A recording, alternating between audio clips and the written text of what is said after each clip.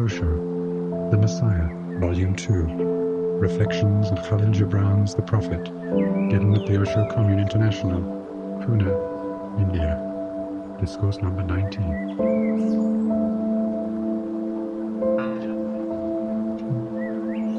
Commentaries by Bhagwan Sri Rajneesh on Khalil Gibran's The Prophet. Beloved Bhagwan. And now it was evening, and our Mitra the seeress said, "Blessed be this day, and this place, and your spirit that has spoken." And he answered, "Was it I who spoke? Was I not also a listener?"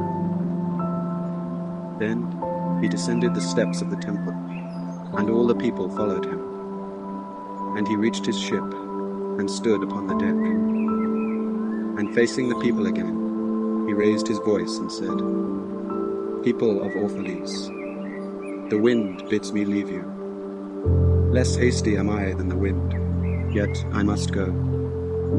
We wanderers, ever seeking the lonelier way, begin no day where we have ended another day, and no sunrise finds us where the sunset left us. Even while the earth sleeps, we travel. We are the seeds of the tenacious plant, and it is in our ripeness and our fullness of heart that we are given to the wind and are scattered. Brief were my days among you, and briefer still the words I have spoken. But should my voice fade in your ears, and my love vanish in your memory, then I will come again, and with a richer heart and lips more yielding to the Spirit will I speak. Yea, I shall return with the tide. And though death may hide me, and the greater silence enfold me, yet again will I seek your understanding. And not in vain will I seek. If aught I have said is truth, that truth shall reveal itself in a clearer voice, and in words more kin to your thoughts. I go with the wind, people of Orphalese, but not down into emptiness. And if this day is not a fulfillment of your needs and my love, then let it be a promise till another day. Man's needs change, but not his love, nor his desire that his love should satisfy his needs. Know, therefore, that from the greater silence I shall return."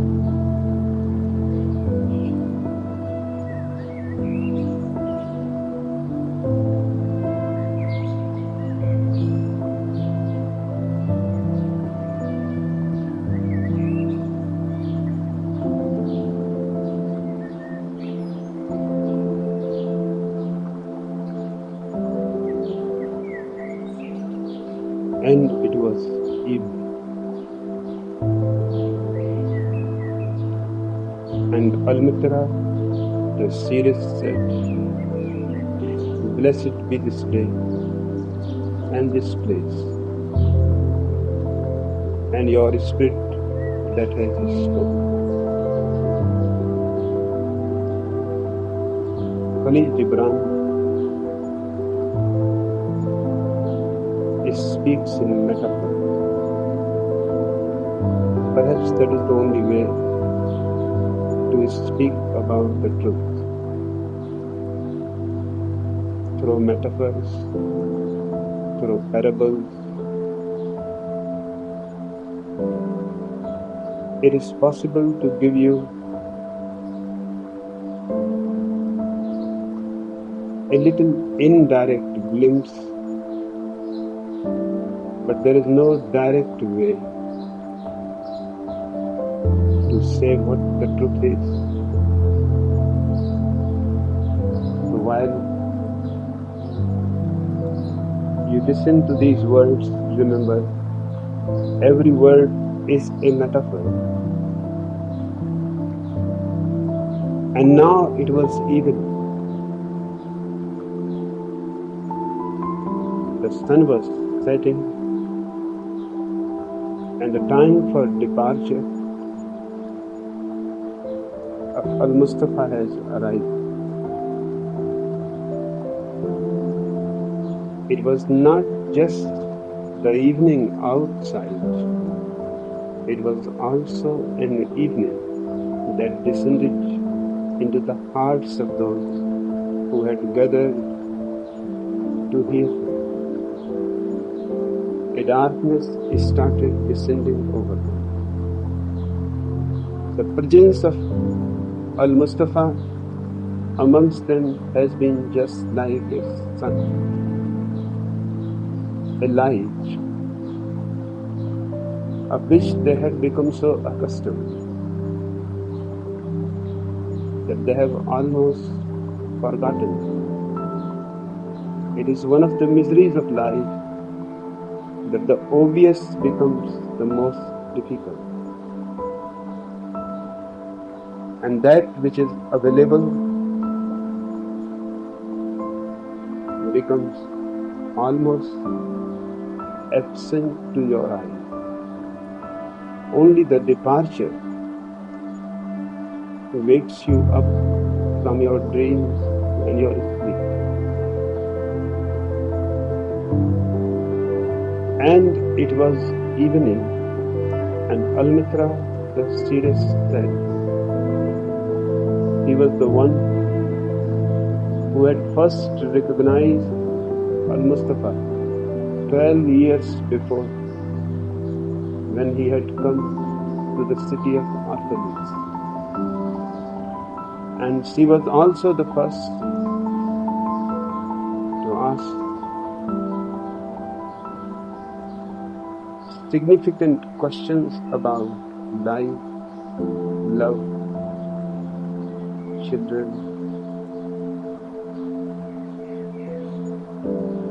and naturally she is the last to show her gratitude to him. These words are of thankfulness. He said, "Blessed be this day and this place and your spirit that has spoken."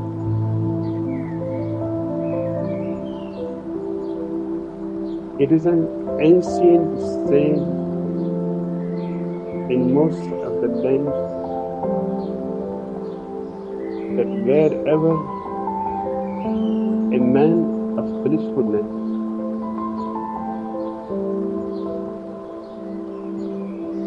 stands,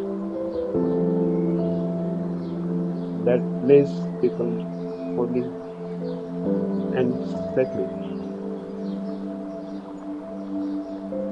And wherever and whenever a blessed man speaks, those words are no more ordinary language. They have wings. They are sacred. If you are available, receptive, those words will take you to the faraway stars, to unknown spaces within you, which you have carried all along for many lives, but you have never visited them. George Gurdjieff used to say that most of the people are born emperors with huge palaces, with immense treasures, but their whole life they live in the poor, absolutely unaware that the porch is not a place to live,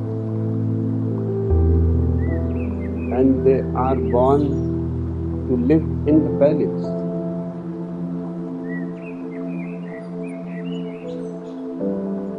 But they never demand their right.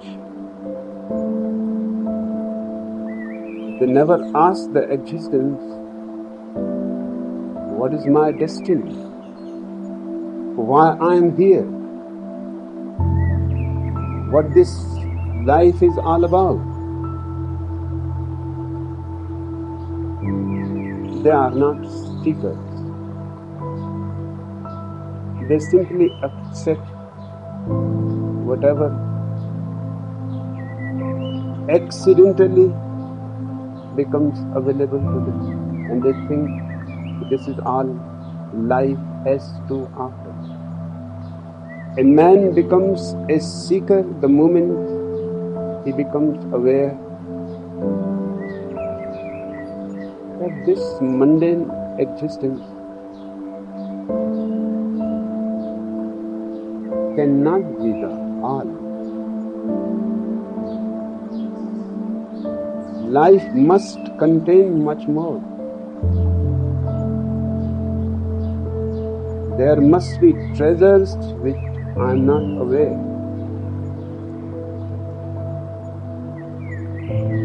Otherwise, just to get up every morning,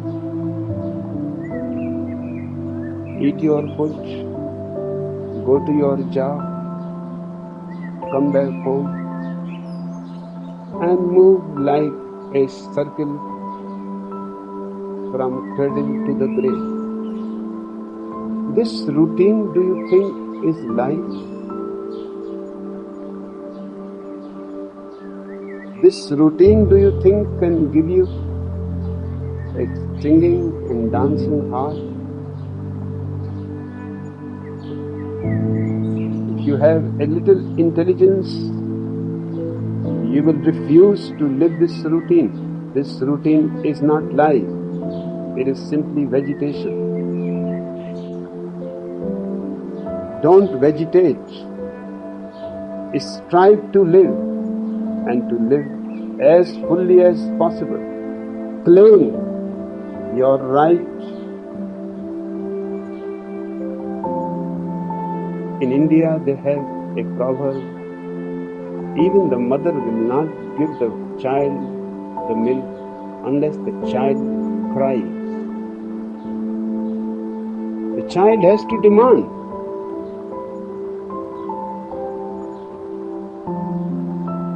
Even to the mother, unless the child demands,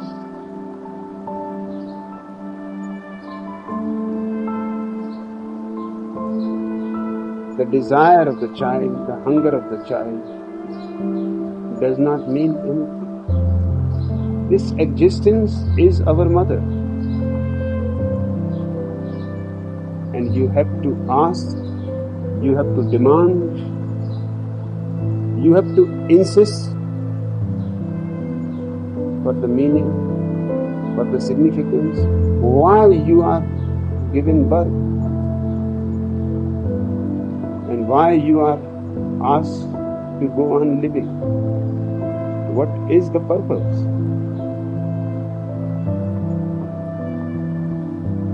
The moment the idea of purpose and meaning and significance arises in you, you have become a sannyasi, a seeker of truth. And the day you have found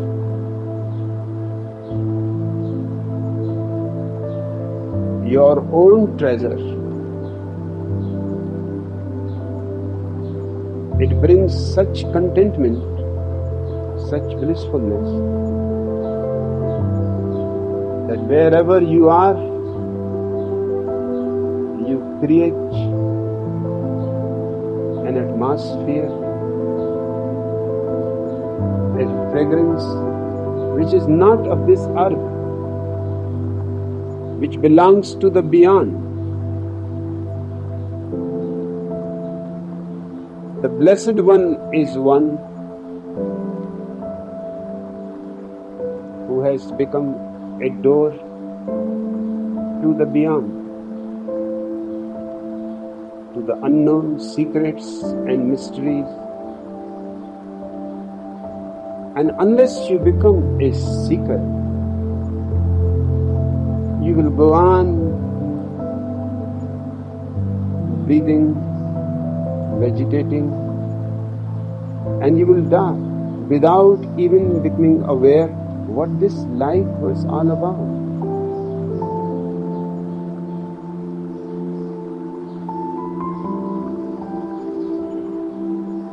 One great woman of this century, a poet of the highest rank, Goodrich Stream, was dying, and his friends had gathered because the doctors had said it is only a question of a few hours.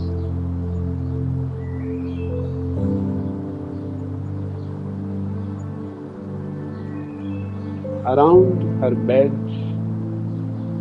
they were sitting in deep silence, tears in their eyes.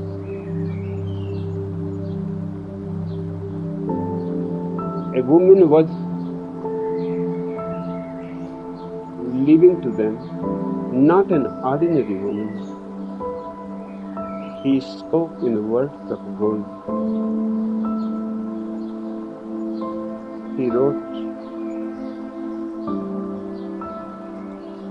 things which are almost impossible to bring into words.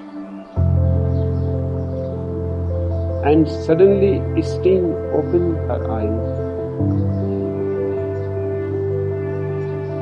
looked all around and said, "What is the answer?"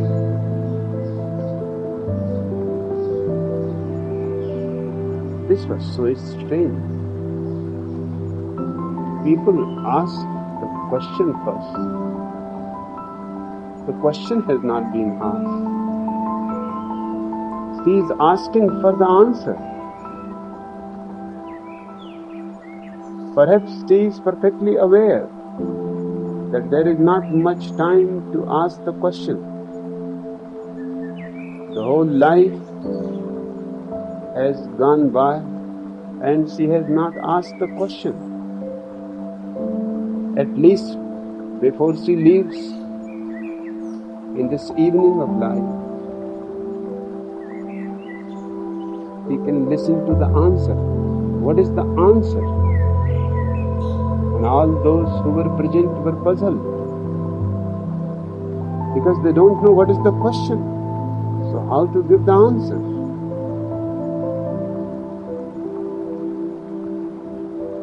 But to argue with a dying woman whom they all loved and respected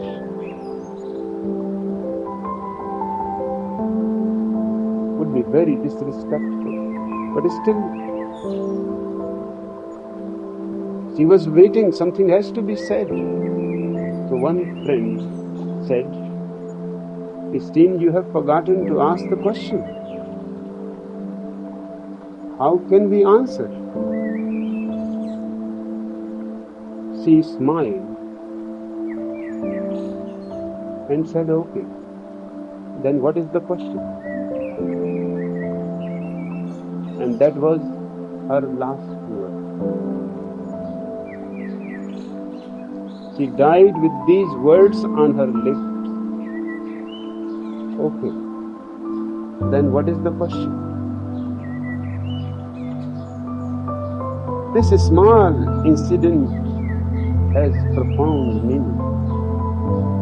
Neither we know the question, nor we know the answer. And yet we go on dragging ourselves.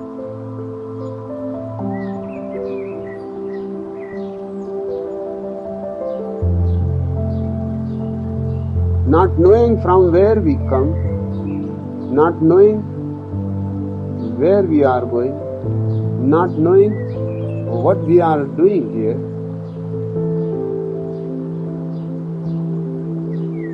It is a very strange situation, almost insane.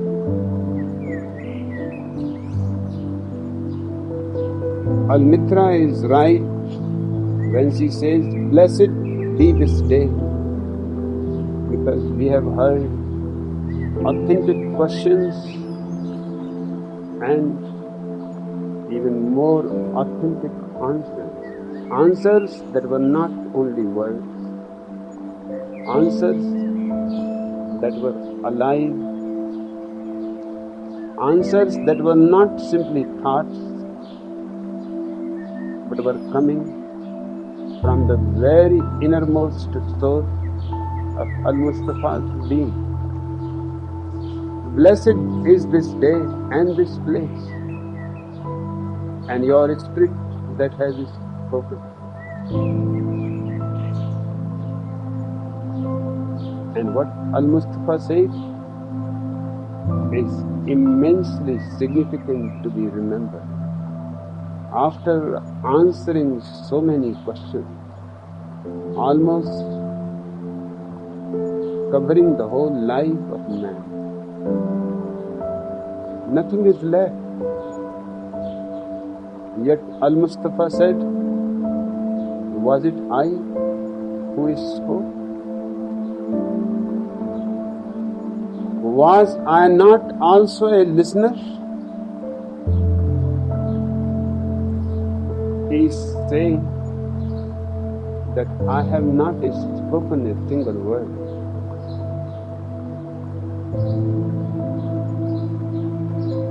The spirit of existence itself has spoken. I was also a listener amongst you. So don't say that you have spoken. I had given way to existence itself to be in direct contact with you.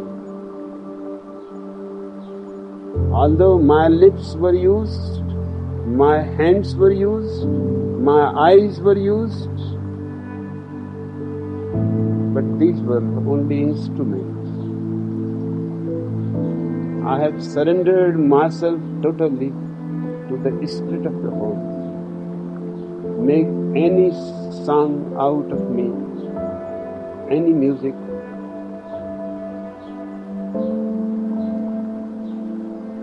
I am at your disposal, totally without any condition. That's why he says, was it I who spoke? Was I not also a listener? The people like Gautam Buddha, Lao Tzu, Chuang Tzu, Kabir, Nanak, Al-Hillaz Mansoor,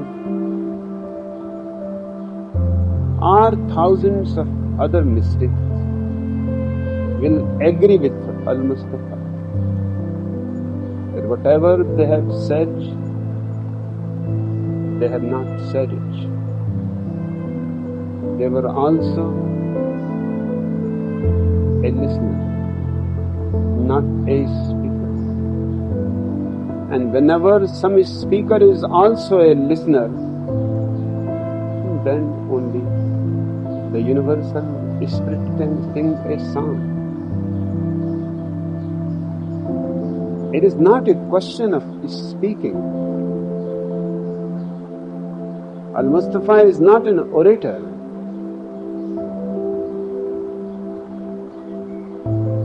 I was visiting a Christian college where they prepare missionaries. It is in the east, the biggest theological Christian college. 6 years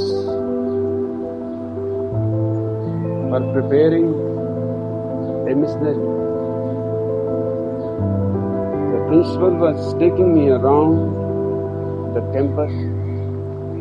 I asked him, can you tell me in which theological college Jesus was trained?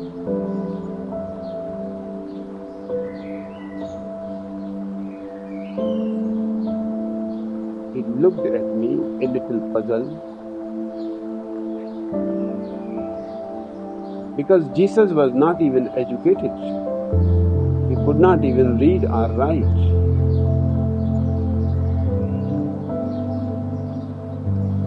He said, nobody has ever asked this question to me. and thousands of missionaries we have trained. I said, the trained missionary is a hypocrite.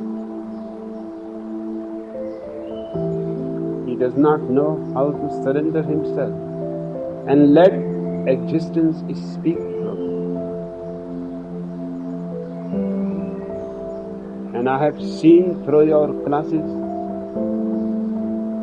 and I have been laughing inside me, that this is such an absurdity.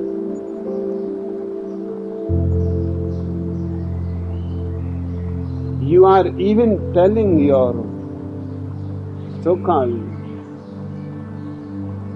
future missionaries, they are well educated, somebody has a postgraduate degree in philosophy or religion or psychology, somebody has a PhD in psychology or philosophy or religion. They are well educated people and they are being trained.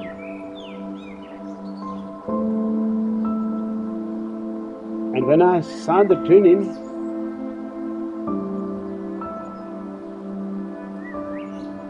I could not figure out whether it is time to weep or it is time to laugh. I asked the principal that in the last class we saw, these poor missionaries are being told that when you should speak loudly, when you should raise your hand, when you should simply whisper, what gesture should be followed when you make this statement? You are training actors? Do you think Christianity is a school of drama?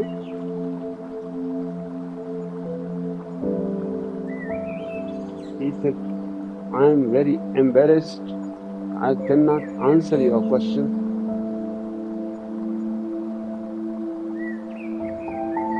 I said, your embarrassment has answered it. You know perfectly well now that these missionaries are simply puppets. They will speak words which have been spoken by Jesus. The words will be the same. And you are making every effort that even the gestures must be the same. It is possible the gestures may be the same, the words may be the same. It is also possible that they may be even better, because Jesus was a poor carpenter's son, uneducated, uncultured. But they will not be authentic. They can be better as far as the science of dramatics is concerned, but they cannot be authentic. I would like to see the last class also. He said, what do you mean by last class? We have gone around the whole camp. I mean where you are teaching them to be crucified. Because unless you teach them to be crucified, the training is incomplete. He said, you are a strange fellow. Do you mean all these people should be crucified? They have come here to learn and to go around the world to preach people. I said, what they can preach?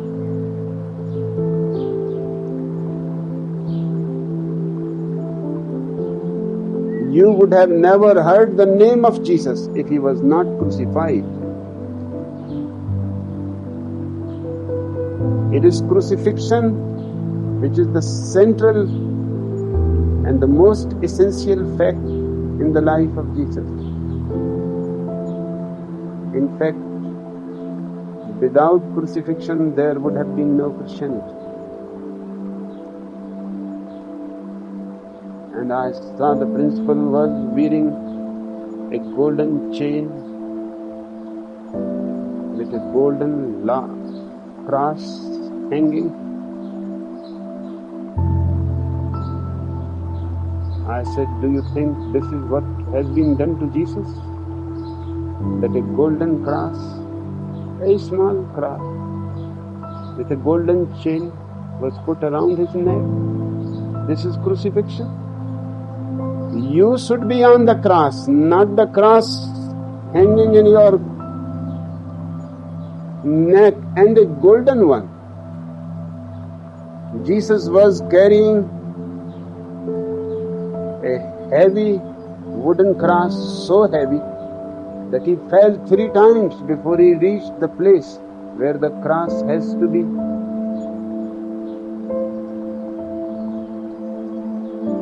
Placed in the earth. And he was not an old man, he was only 33. A young man. And he was not unaccustomed of carrying wood. That's what he was doing. His father was a carpenter.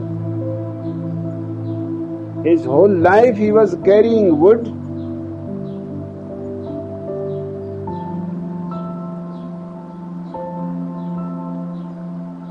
The cross was so heavy that a young man who is well accustomed of carrying heavy wood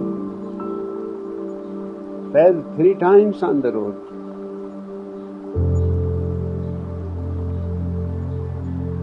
How many times I asked the principal, you have fallen on the road because your cross is far more valuable.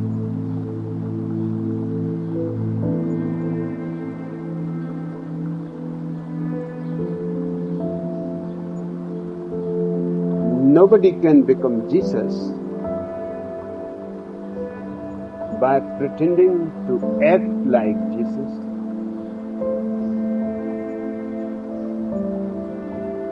It was said about him that nobody ever spoke the way he spoke.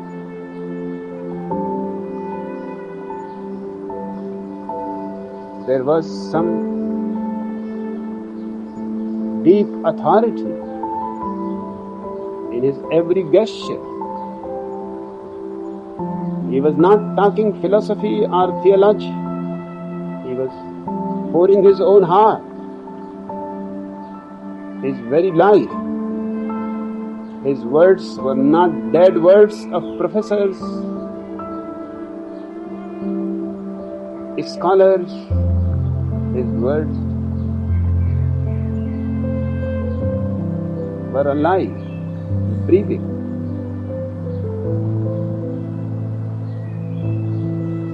Remember it. You can learn beautiful words and you can deceive yourself. It is not a question of learning words. It is a question of surrendering to existence and allowing the existence, if it wants to speak, it can. If it wants to remain silent, that's perfectly okay.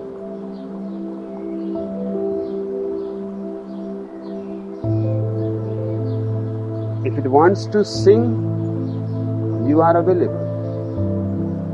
If it wants to dance, you provide your body, your heart, your whole being. Only then, the place where such a man sits, speaks, or remains silent, becomes holy place, becomes sacred.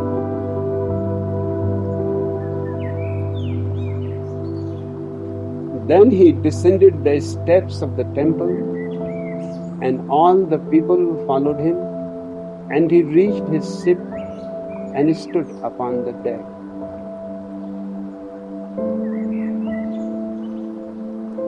A man like Al-Mustafa,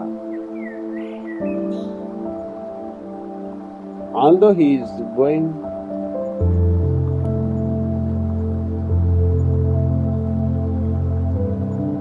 to his home, to the place where he belongs, although he is going to the goal he has been searching all his life, although he is going in the ship he has been waiting for 12 years, but still he looks standing on the deck. All around the place he dwelled for 12 years, the people who never recognized him, the people who on the contrary always misunderstood him. They thought he is an outsider. He does not belong to us. He is a stranger. He is a dreamer of dreams. Nobody believed in him. Nobody trusted him. But that does not make any difference to his attitude towards the people. He is not offended. On the contrary, he is leaving the place with deep sadness, because he is leaving all these people in darkness.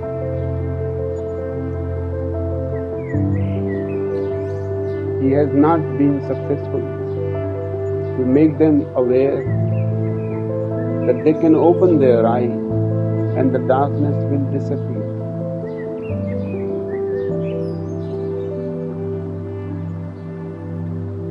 And only on the last day when he is departing, a still understanding, a silent understanding has arisen in many people.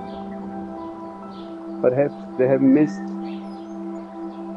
a messenger of God, a prophet, a Messiah.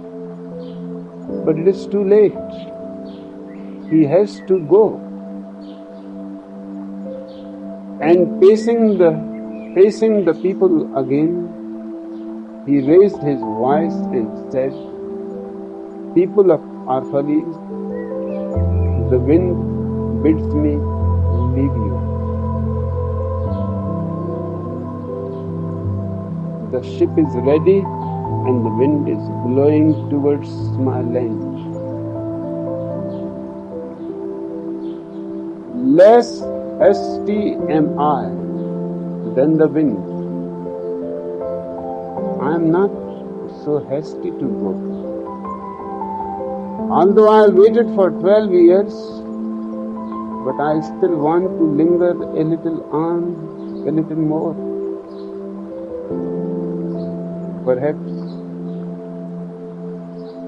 somebody may be able to hear me, to see me, to understand me.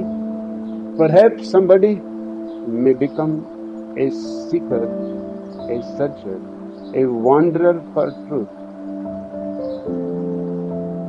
Less hasty am I than the wind, yet I must go.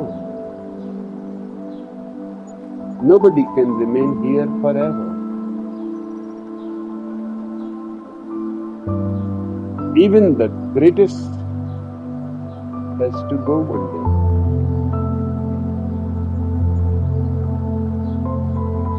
Hence, remember it. If you want to feel me, don't postpone it. If you want to understand me, don't say tomorrow, because today I am very busy. Because the tomorrow is not certain. And one never knows. It may come, it may not come.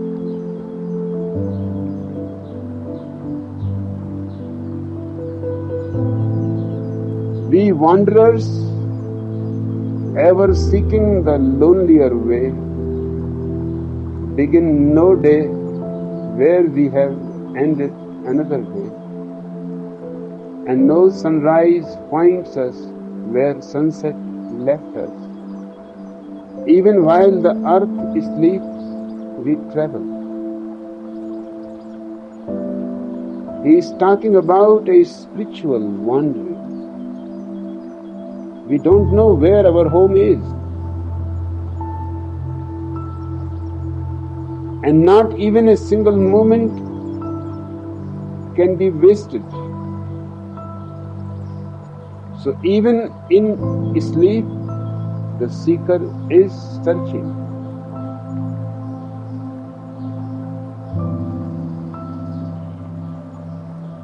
While he is awake, he is searching.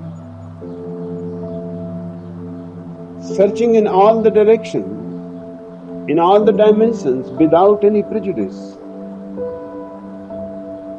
He is knocking on all the doors. One never knows which one is the right door.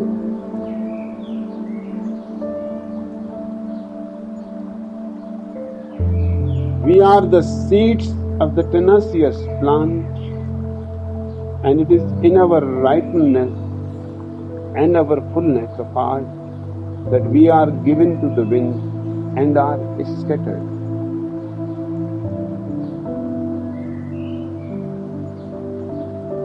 I am speaking to you. It will be far better to say that I am simply scattering seeds. Let my words be seeds in you, so when the spring comes in your life, those seeds will start sprouting. But man has been trained to remain closed, not to allow anything in.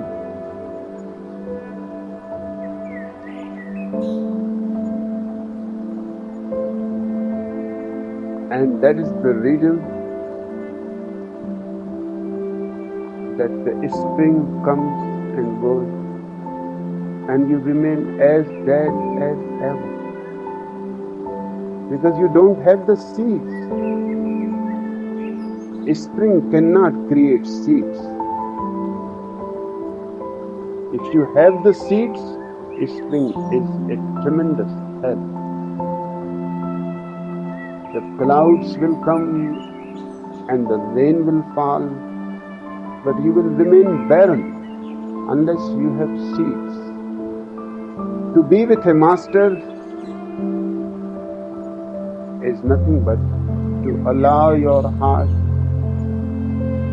so that he can sow seeds. You may not be able just now to recognize, because a seed is not a flower, but only a potentiality.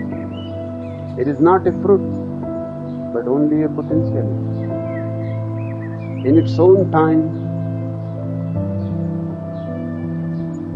it will bring a great harvest. But to allow one's heart, one needs trust.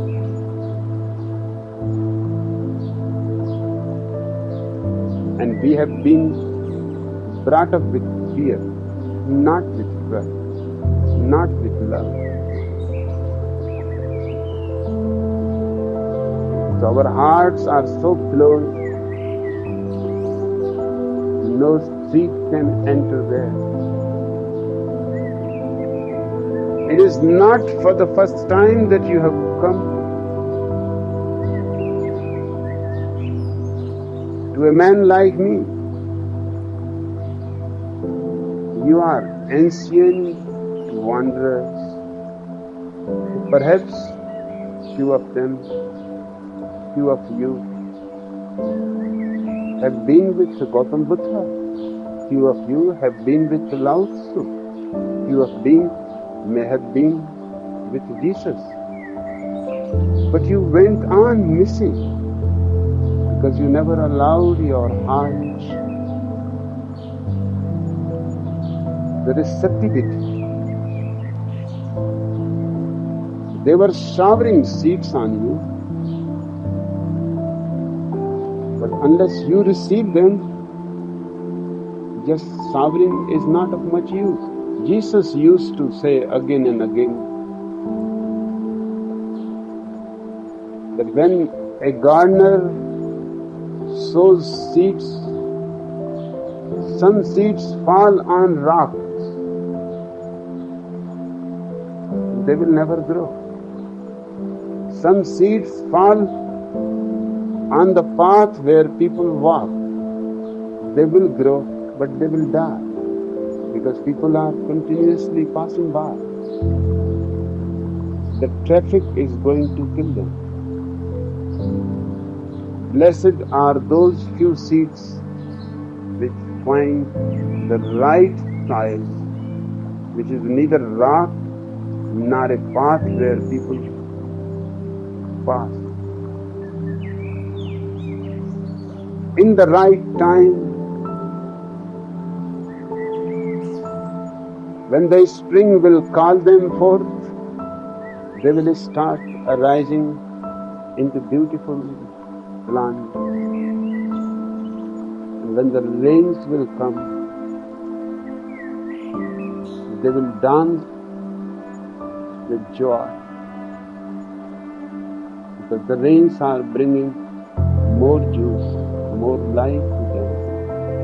Soon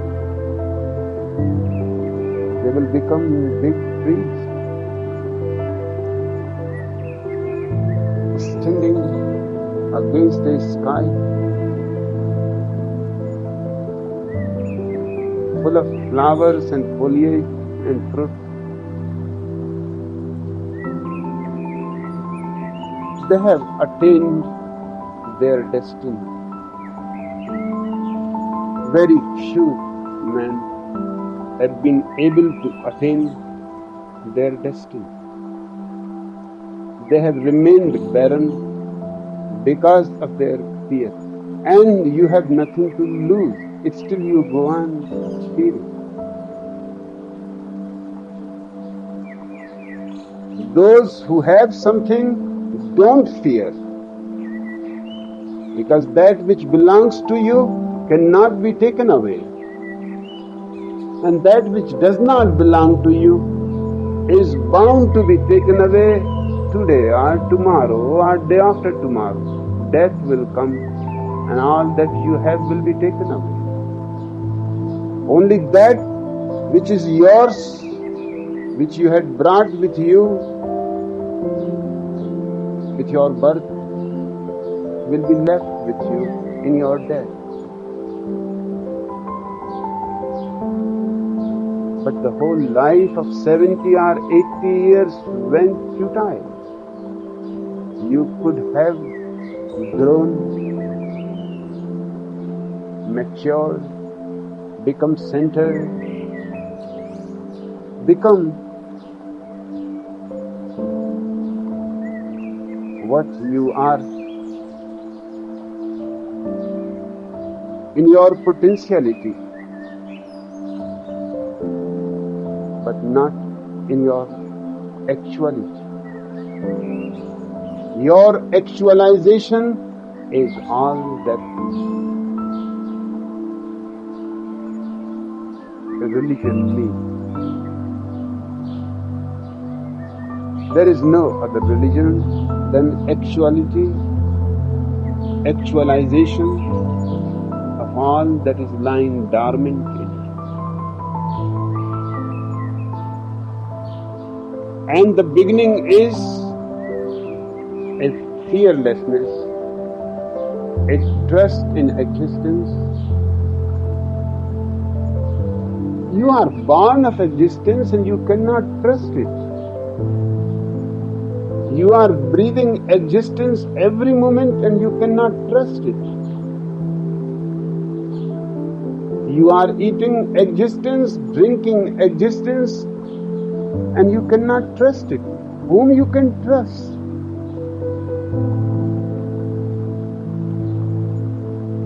People are ready to believe in gods, which they have never seen. Nobody has ever seen, and nobody is going to see ever. I teach you not to trust in God, because that is going only to be a belief, phony. I want you to trust in existence. I want you to be pagans, trusting in the trees, in the oceans, in the mountains, in the stars, in people, in yourself, which are realities. There is no need of any belief. Just you have to understand what is real and what is unreal. Just a little discrimination. Trust the real, the authentic. And nobody can prevent your growth. And only in your growth you will discover more and more treasures of consciousness, of being, of godliness. You will never find God. You will only find godliness. It is a quality. It is another name of love.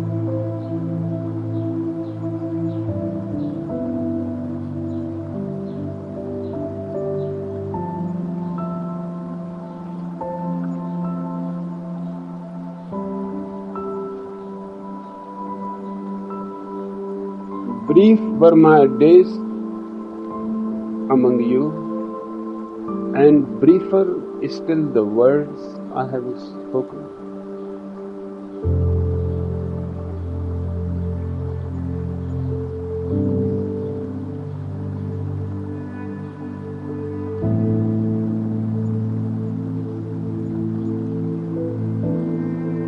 It is something to be understood about time. When you are miserable, time seems to pass very slowly.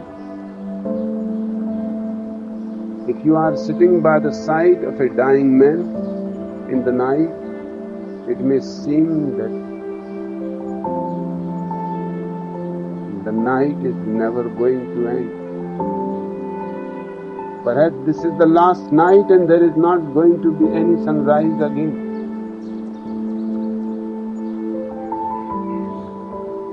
Because each moment is so painful that it becomes, in your understanding, longer and longer. The miserable person lives in a different time scale. The blissful person lives in a different time scale. And you are aware of it. When you are happy, time passes fast. The clock moves the same way. It does not bother whether you are miserable or you are happy. It may be the same clock and one person is miserable sitting underneath it and another person is happy sitting underneath it. What the poor clock can do? The clock goes on moving according to its own mechanism. But the miserable person will feel time passing very slowly. And the happy person will feel time passing so fast. When you are with your friend, when you have met him after many years, hours passed as if minutes, days passed as if hours. What to say about a man who is not only happy or in a pleasant mood, but who is blissful. For him,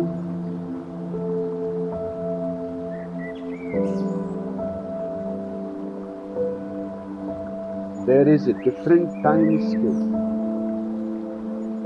To the miserable, it becomes long. To the happy, it becomes short. To the blissful, it stops. It does not move.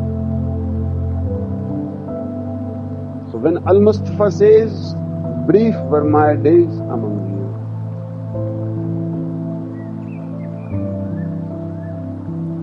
and briefer still the words I have spoken. But should my voice fade in your ears, and my love vanish in your memory, then I will come again.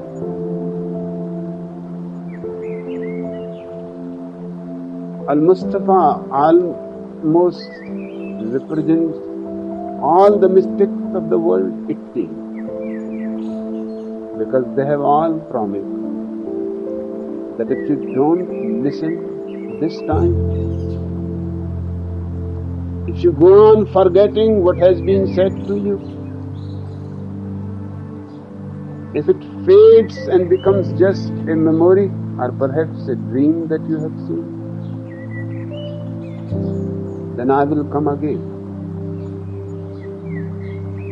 It has to be understood again as a metaphor. Neither Buddha can come again, nor Jesus can come again. Although both have said that. Neither Krishna can come again. He has also said that. In fact, this is the time all the three must be here.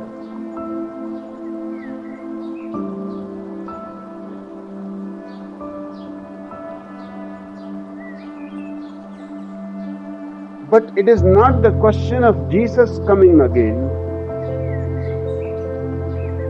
That's what Christians are waiting for. The Jews are waiting also for the promised prophet in the last testament. That was the crime of Jesus, because he claimed that he is the prophet for whom you have been waiting.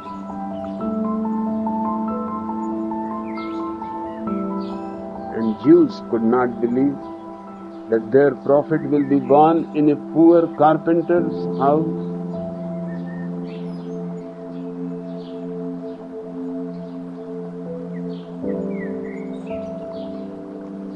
Uneducated, uncultured.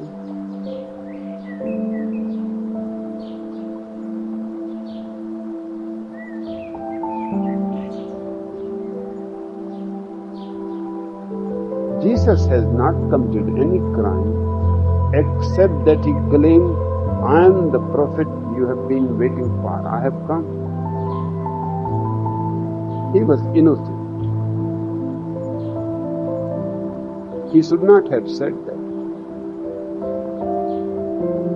because that destroys the hope of the people, and they can never forgive you if you destroy their hope.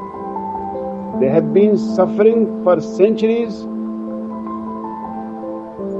but there was a hope far away, a star. The Messiah will come and will deliver them from all their misery. And now this poor carpenter's son arrives and he says, I am the star for whom you have been waiting, and I will redeem you from all your misery. His crime is that he has destroyed their hope. He has not been able to redeem their misery. They are still miserable after 2000 years after Jesus.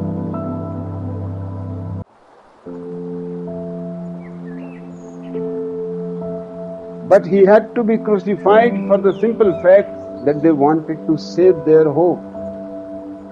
It was the hope that was functioning like an opium.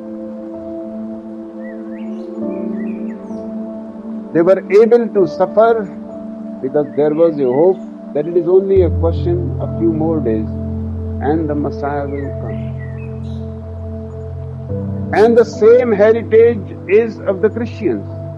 Now they are waiting for Christ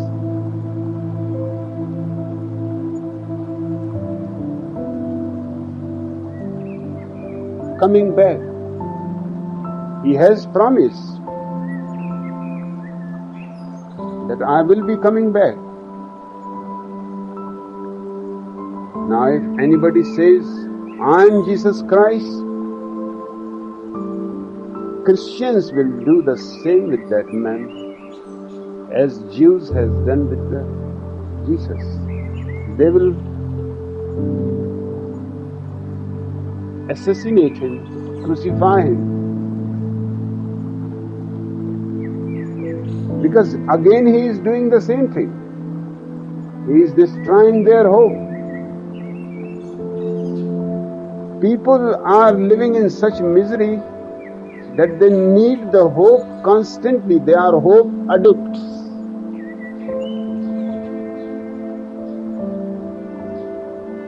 And nobody can redeem anybody else from misery. One can say how you can get out of your misery, but one cannot pull you out of your misery. Except you, nobody can be your savior.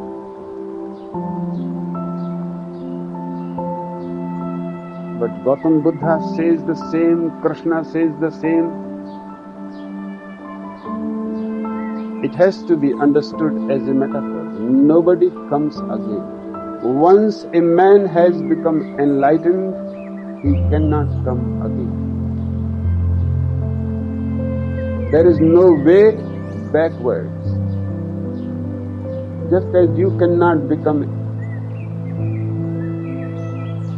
from a young man back again a child, or can you? However you may wish, but it is not going to happen. Otherwise nobody will be old. They all will become young again and again and again. Who wants to die? And to avoid death, the best way is to remain young. So whenever you feel that now you are becoming old, just go backwards, just few miles back, and be young again. But in time there is no possibility of going back.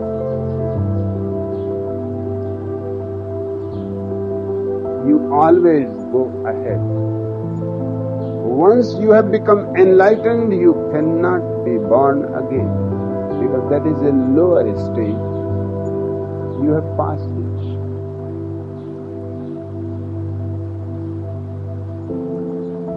Then what can be the meaning of it? The meaning is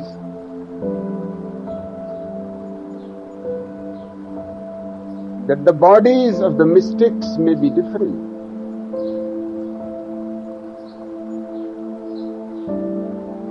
but they surrender their bodies to the same universal spirit. So Krishna may not be back, Christ may not be back, Buddha may not be back, but there may be somebody always who has surrendered himself and is available to the universal spirit. And that spirit is the same. So the mystic may not come back again. The same body may not be born again, but the same universal spirit may again find someone who is available and open. That's exactly is the meaning. And if you understand it, then there is no question for Christians to wait for Christ, because he will never come. Although there may happen people who are speaking the same language, who are speaking from the same universal source of life,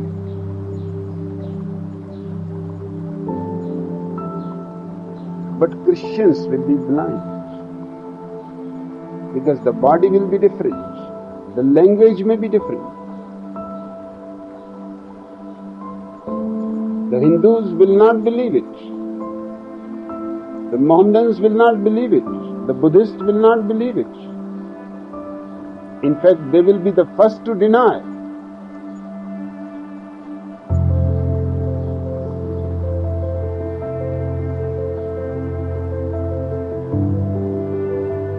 Just the other day, I saw Kiko and her mother.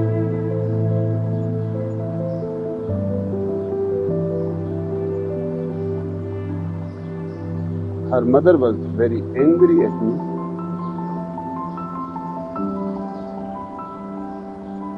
because she wanted me to say to her daughter to go with her.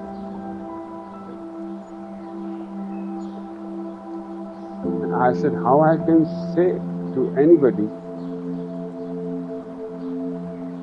I can only say if she wants to go with you, she should go. And if she wants to remain here, she should remain. Who am I to order her either to remain here or to go with you? And immediately her Buddhist mind came in and she said, then you are not a Buddha.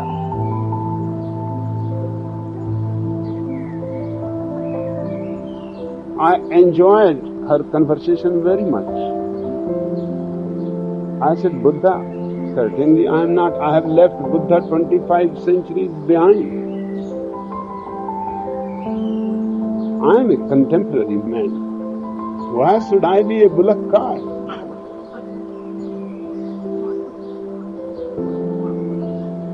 She said, you are horrible.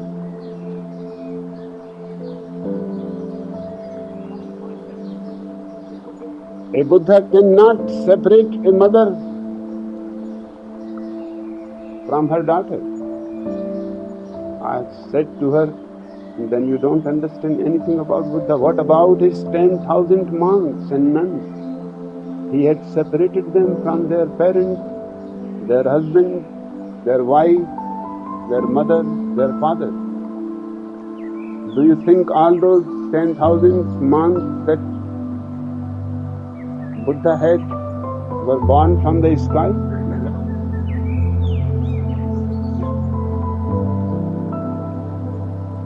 And not only he did it that time for 25 centuries continuously. Now there are millions of Buddhist monks all around the world, Buddhist nuns, particularly in the East. He is still destroying families, and you are claiming that if I was really a Buddha, I should not destroy a family. And Buddha did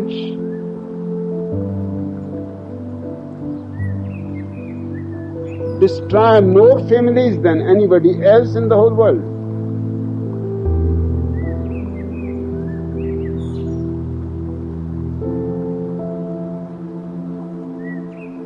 Then she became even more angry. People become angry when they cannot find arguments. He said, you are a devil. I said, that's true.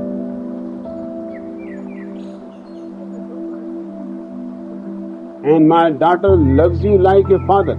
I said, that I can accept. But I cannot be your husband.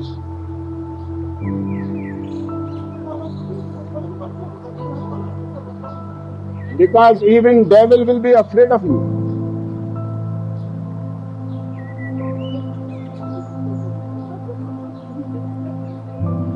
What happened to your husband? You must have destroyed poor fellow. He is living separately. He is not living with her. And she has the only child. And she has almost killed this beautiful girl. She has taken all life out of her.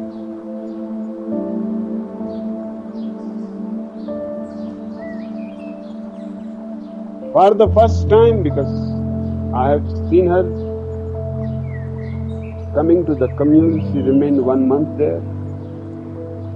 She has been here for 2-3 days. She cannot clap. She cannot join with you when you are almost in an ecstatic state. She remains like a stone Buddha. That is her mother's training. For the first time, when I said that you can remain here if you want, she smiled. For the first time, I saw some kind of movement. And I have told Gita that help her to become again alive. And now that the mother is gone, and she was really a dragon.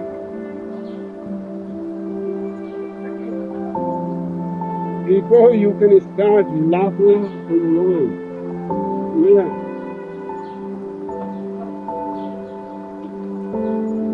And all these people mix with them and dance with them and forget the past. Your past has been a nightmare. And invite your father. Because I am feeling sorry for him too. Seeing your mother, I have continuously been thinking of your father. What this woman must have done to the fathers.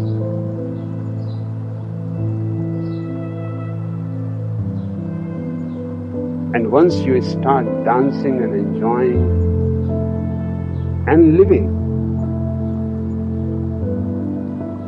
your life will come back to you. And it was beautiful to see Kiko to say goodbye to the mother. In a Japanese way, the mother turned towards her, faced her last effort, eye-to-eye contact, and the girl who has been tortured for 30 years is bound to be afraid and may say that I am coming with you.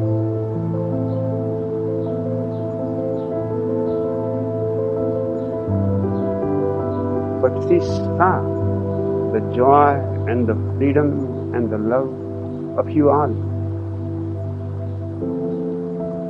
And she said goodbye in the Japanese way, folding her hands, bowing down to the mother. That is their way of saying goodbye. Also, the mother also did the same, but with great anger. She followed the ritual, but she was boiling. She could not believe that an unknown man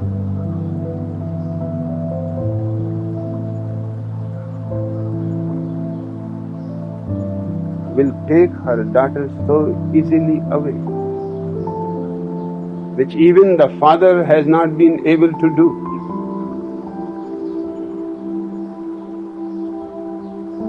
It is not only with Kiko, it is almost with everybody, more or less. To her it has happened too much. apparent skill, because then only they can force you to obey.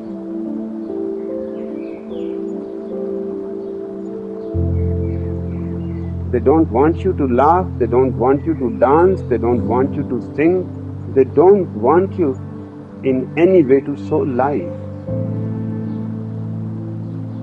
And life is the only God there is.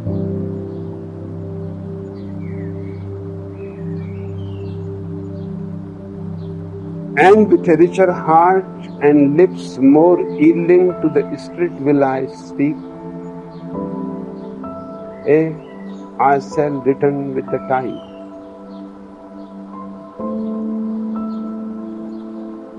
And these people always return the way I have explained, not the way people have been expecting. So one never knows from whom the universal Spirit will speak. It is one of the reasons I want all religions to be dispersed, so that everybody is free of prejudice and everybody is able to find wherever he can find the universal Spirit is speaking again. The words may be different, the gestures may be different, but the essential message will be the same.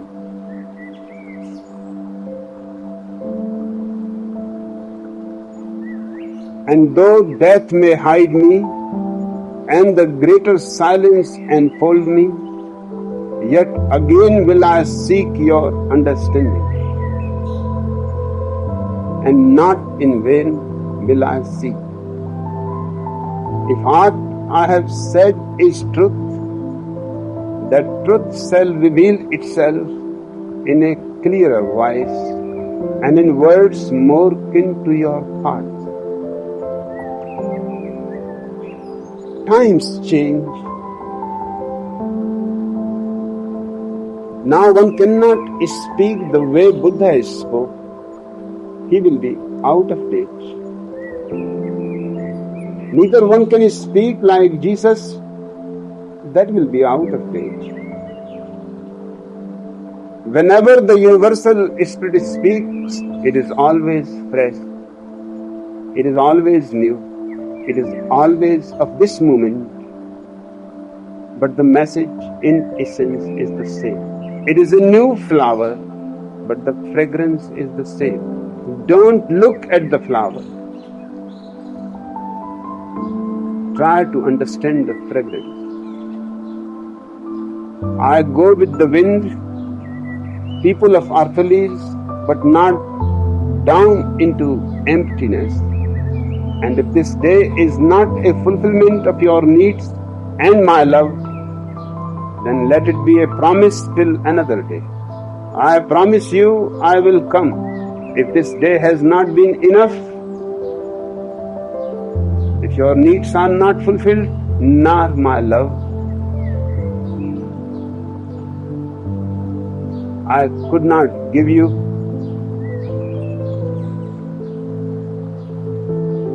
enough in abundance, because you were not available to receive it. Then let it be a promise till another day. Man's needs change, but not his love, nor his desire that his love should satisfy his needs. Know, therefore, that from the greater silence I shall return.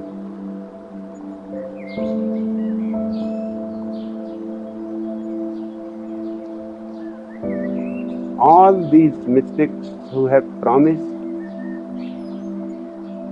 seem to have failed in fulfilling their promise. because you are still looking for the outer frame. The outer frame cannot be the same. You will have to look to the essential. Then you will find no promise has remained unfulfilled. All these people have come again and again. Untiring is their effort to make you understand,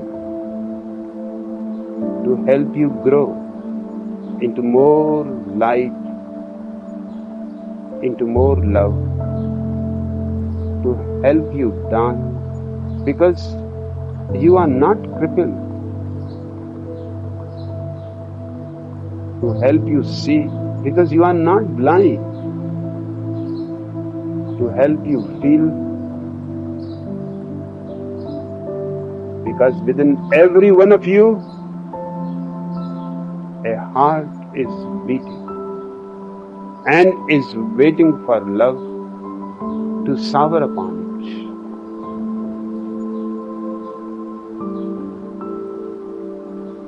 Okay, baby? Yes, Bhagwan.